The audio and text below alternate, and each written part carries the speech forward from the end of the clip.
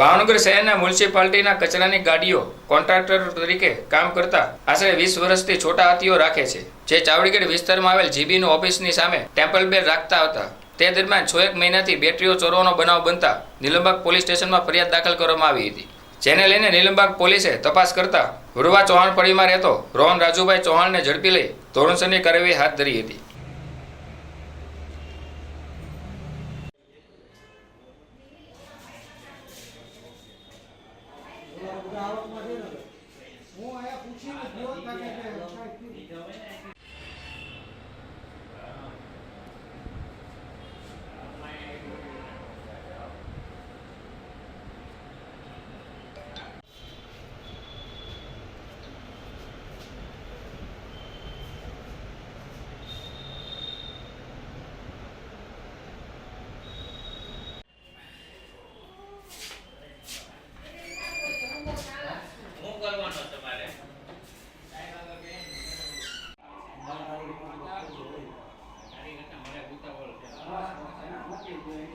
સાહેબ નહોતા, સાહેબ છે ને,